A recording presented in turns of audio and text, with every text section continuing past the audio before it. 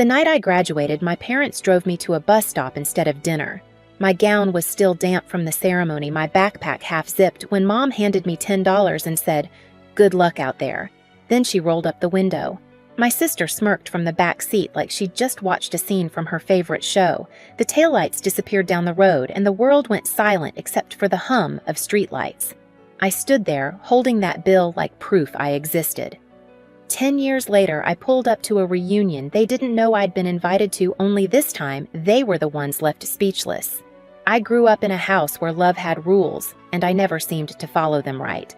My mother, Marlene, worked at the local bank and believed security mattered more than dreams. My father, Frank, ran a small auto shop and said girls didn't need college, just common sense. My sister, Tessa, was their pride-polished, charming, the kind of person who could turn every mistake into a story worth applause. When she turned 16, she got a shiny silver car wrapped in a bow. On my 16th birthday, Mom handed me a used library card and said, "Books will take you farther." I smiled, pretending I believed her. At our dinner table, there were 4 wooden chairs and 1 foldable metal one, the one that squeaked every time I moved. Somehow, it always ended up being mine. Every meal felt like a silent test. I kept failing. When Tessa talked about her internship at a fashion company, Dad leaned in proud. When I mentioned fixing a broken clock or winning a science fair ribbon, he'd reach for the remote. Mom would nod absently and say, "That's nice, honey," already turning back to Tessa. I used to wonder how many ways a person could disappear without leaving the room. The truth was, I didn't want to be Tessa. I just wanted to be seen. I loved circuits patterns, how pieces fit together to make something work. My teachers noticed it before my family ever did. When I got an acceptance letter from the University of Washington partial scholarship for engineering, I thought maybe that would be the moment. The proof that I was worth investing in. But when I handed Mom the letter, she barely looked up from chopping apples. Seattle. That's too far. And engineering isn't for girls, Irene. Be realistic. She said the word like a verdict. Dad didn't even glance away from his newspaper. If you want to go pay for it yourself, we're done handing things out.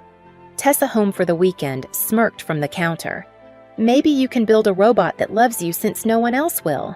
Mom laughed softly, not cruelly, just carelessly. That hurt more. That night, I lay awake listening to their voices downstairs, praising Tessa's new promotion, her potential, her bright future. My scholarship letter sat on the nightstand, its edges curling under the weight of their indifference. I stared at the ceiling and made myself a quiet promise if no one was going to build a path for me, I'd make my own. Graduation day was supposed to feel like freedom, but in our house, it felt like eviction day. Mom kept reminding me, "Once school's over, you need to start standing on your own 2 feet." She said it with that clipped tone that made it sound like advice but felt like warning. Dad grumbled about rent bills and dead weight.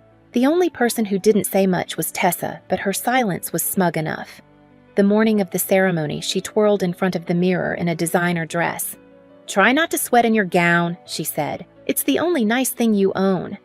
I ignored her even as the sting burned under my skin.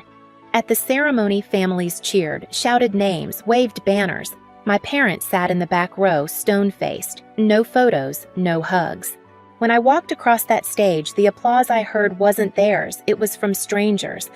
Afterward, I found them waiting by the car. "We should get going," Mom said briskly.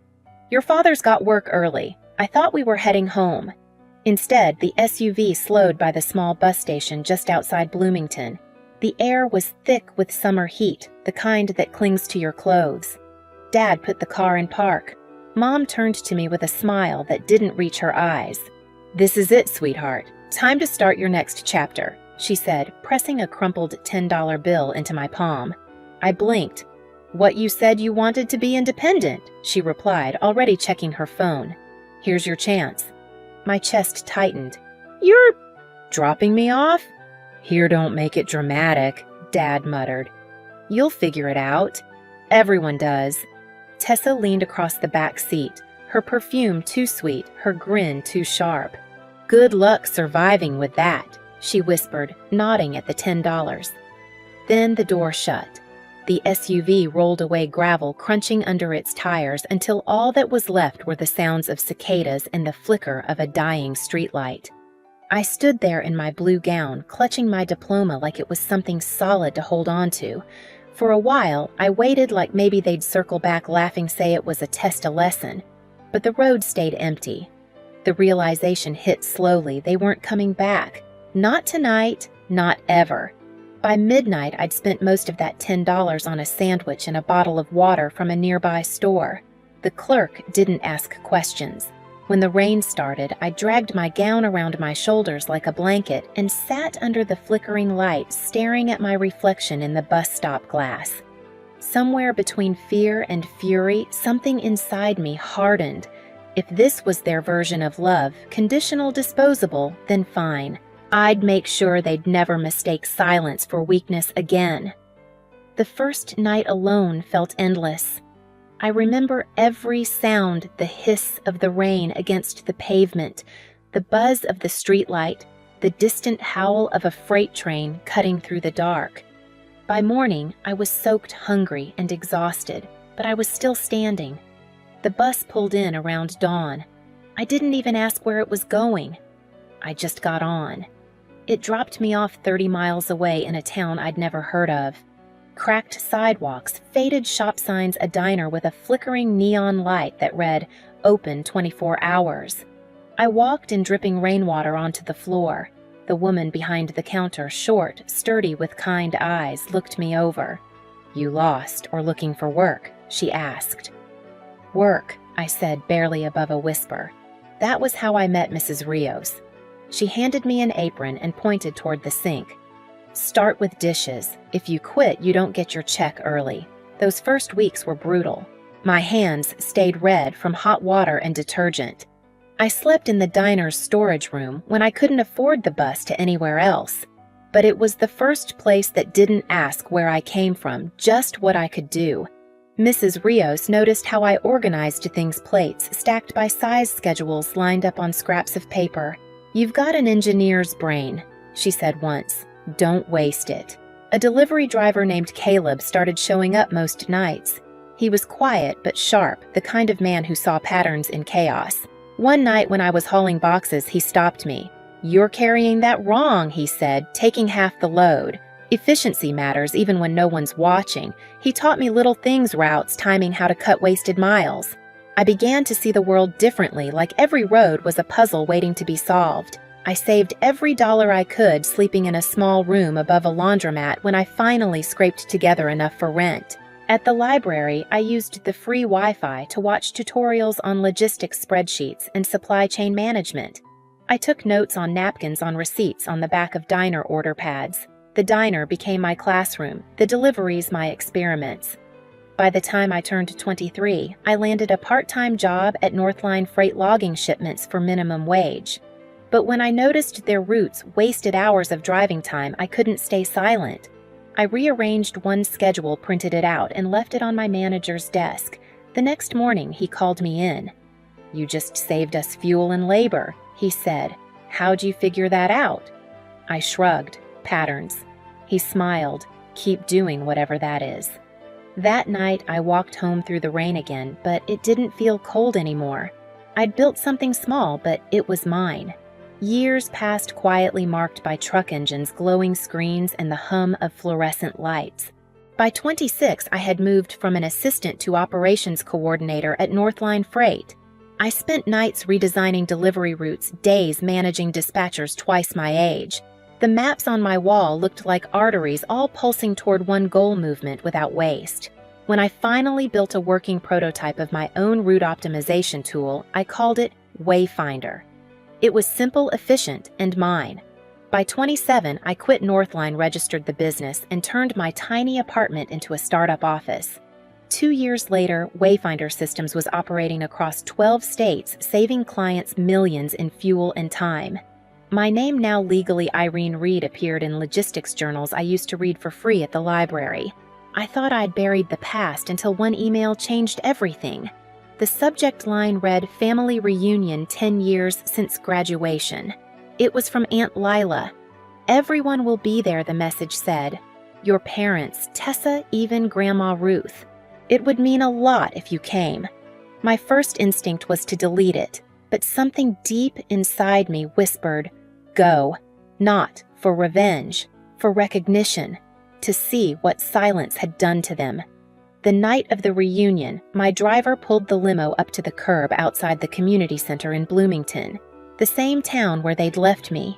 I stared out at the red brick building glowing under string lights. Music and laughter spilled into the parking lot. "Do you want me to wait, ma'am?" the driver asked. "Yes," I said. "But don't worry, I won't be long." When I stepped out, the conversations near the door faltered. The heels of my slate gray shoes clicked against the concrete. I wore a simple silk dress, pearl earrings, hair tied in a low bun. Power disguised as grace. Inside a banner read, "Vale Family Reunion." I scanned the crowd faces I hadn't seen in a decade. Aunt Lila waved first, eyes bright with emotion. "Irene," she gasped, hurrying over. "Oh, honey, look at you." "It's Reed now," I said softly. "But yes, it's me." She squeezed my hands. "You came." I can't believe it. Neither could they. Across the room, my mother stood by the buffet table, her silver hair swept perfectly back, posture rigid. My father nursed a drink, avoiding eye contact. And Tessa, still immaculate, still magnetic, was holding court among cousins, laughing like she owned the air. When my mother finally noticed me, her face froze. Then came the polite confusion, the faint narrowing of her eyes. She didn't recognize me, not yet. I signed in at the table near the entrance. The volunteer glanced up. "Oh, you're with Wayfinder Systems, right? You're the event's sponsor. Thank you so much for your generosity." "Of course," I said, smiling faintly. "Glad to support the community." A few heads turned, my mother's most of all. Her expression flickered something between disbelief and dread. The dinner began, chatter filling the hall. Aunt Lila eventually took the microphone to thank everyone for coming. "And tonight," she said, "we'd like to acknowledge our sponsor for making this event possible." My mother's fork paused midair. "Please welcome Ms. Irene Reed, founder and CEO of Wayfinder Systems." The applause rose, scattered and hesitant.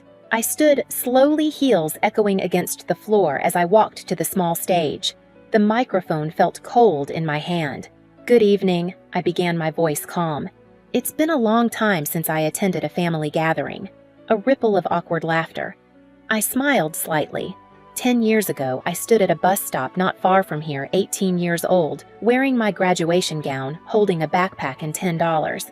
My mother told me, "Good luck out there," and then she drove away. Silence spread like ink. I thought that night was the end of something. I continued.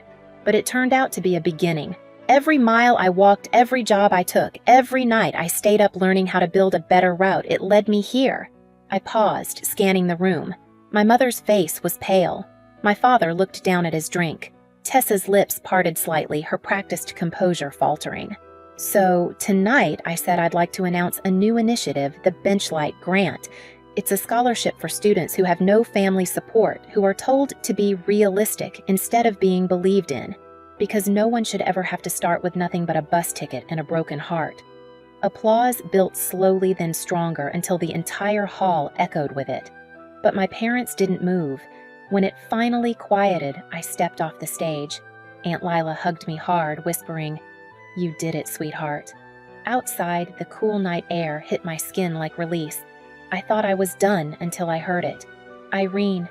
The voice behind me was unmistakable. My mother stood by the door, my father a few steps behind, Tessa trailing with arms crossed. "You could have told us," Mom said quietly. "You could have told us it was you sponsoring all this. We're still your family." I turned to face her, the lamplight carving sharp shadows between us. "You told me that too before you left me at a bus stop." Her mouth opened, then shut. My father's jaw tightened. "We did what we had to," he muttered. "You needed to grow up." I reached into my clutch and pulled out a small plastic sleeve. Inside was the same crumpled $10 bill, perfectly preserved. I set it on the nearby table. "This," I said softly, "is all you gave me to grow up with." My mother's breath caught. "You kept that." "I did," I said, "because I wanted to remember exactly where I started." Tessa stepped forward, voice trembling. "We were trying to teach you independence. You've done well." Isn't that what you wanted? I met her eyes. No, Tessa. I wanted a family. But I built a future instead. For a moment, no one spoke. The night hummed with the sound of cars on the highway. Aunt Lila appeared behind them, her face stern. You left her with $10 and a bus stop, she said to my parents. She turned it into a company that keeps people moving. That's more than any of you ever taught her. Grandma Ruth wheeled herself closer, her voice barely above a whisper. You left her out there that night. I never forgave you for that. My mother's tears finally fell. My father turned away, shoulders rigid. Tessa's face crumpled, shame replacing arrogance. I picked up the $10 bill again and tucked it back into my clutch. I don't need apologies, I said. I just needed to see if anything had changed. It hasn't. They stayed silent. I turned toward the waiting limo, gravel crunching under my heels. Keep your seats, I said gently without looking back. I've built my own table. As the door closed behind me, I saw their reflections in the window, small, stunned, and still standing under the same light that had once watched me cry. The drive back to Seattle felt quieter than I expected. The road stretched wide and dark ahead, lit only by passing headlights. In my lap sat the small plastic sleeve with the $10 bill creased, faded, but intact. The same night they left me, that bill had been a sentence. Now it was a signature, proof that I'd rewritten everything they once decided for me. When the limo merged onto the interstate, I caught my reflection in the glass. Not the scared girl in a graduation gown, but the woman who built her own map. Every company contract, every mile tracked by Wayfinder Systems was a road back to that bus stop and far beyond it. I thought about Grandma Ruth's trembling voice, Aunt Lila's proud tears, the silence that hung between me and my parents. I didn't feel rage anymore, just distance. Clean, quiet distance. They had taught me what abandonment felt like. I had taught myself what direction meant. As the city lights appeared on the horizon, I took one last look at the bill and whispered, "Thank you for the push."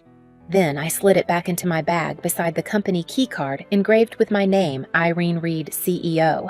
Justice didn't come from payback. It came from peace. Before going home, I asked the driver to take one last detour. County Road, 17, the old bus stop. The same bench, the same flickering light, only now it looked smaller, harmless even. I stepped out, heels crunching the gravel, and placed a small bouquet of wildflowers on the seat. Beside it, I set the $10 bill, still sealed in its plastic sleeve. "This is where you left me," I whispered. "And this is where I learned to move." The wind was soft that night, brushing past like a quiet apology from the universe. I turned, walked back to the car, and never looked over my shoulder again. If someone ever left you behind, don't wait for their return. Build your own road. And when you do tell me where you're watching from, I promise you're not alone.